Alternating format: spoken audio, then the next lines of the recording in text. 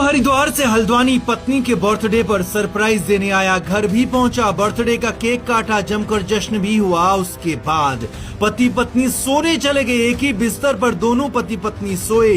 सुबह पत्नी तो उठ गई लेकिन पति उठ नहीं पाया, बार बार जगाया, नहीं उठा। वो हमेशा हमेशा के लिए सो गया, उसकी मौत हो गई। ऐसा क्या हुआ रात में कि सुबह वो खड़ा नहीं हो पाया। इस घटना ने न सिर्फ हल्द्वानी बल्कि आसपास और पूरे उत्तराखंड में हलचल मचा दी है। हल्द्वानी हल्दुचौड़ के रहने वाले कमल आर्य की शादी 30 अप्रैल को धूमधाम से हुई थी। कमल आर्य हरिद्वार में हीरो कंपनी में काम करता था और गुरुवार को पत्नी के बर्थडे पर सरप्राइज देने हरिद्वार से हल्द्वानी पहुंचा। गुरुवार रात को पूरे परिवार ने साथ मिलकर कमल की पत्नी का बर्थडे मनाया और फिर खाना खाने के बाद पति पत्नी सोने चले गए। अब पति पत्नी एक ही साथ सोए। सुबह कमल की पत्नी ने उसे जगाया तो वो उठा ही नहीं।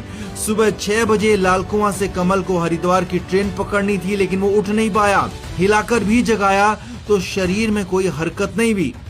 अब शरीर में हलचल नहीं हुई तो पत्नी घबरा गई, जोर जोर से चिल्लाने लगी। आनन फानन में आवाज सुनकर परिवार वाले पहुंचे। कमल को सुशीला तिवारी अस्पताल लेकर पहुंचे।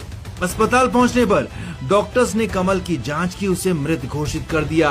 डॉक्टर्स का प्राइमरी तौर पर कहना है कि इतनी कम उम्र में अचानक हुई इस मौत की वजह साइलेंट हार्ट अटैक हो सकती है। हालांकि अंतिम वजह पूरी पोस्टमार्टम रिपोर्ट आने के बाद ही पता चलेगी। अब सवाल है कि आखिर कमल के साथ ऐसा क्या हुआ। रात में खाने तक, बर्थडे पार्टी तक जब सब कुछ ठीक था तो फिर क्या हुआ?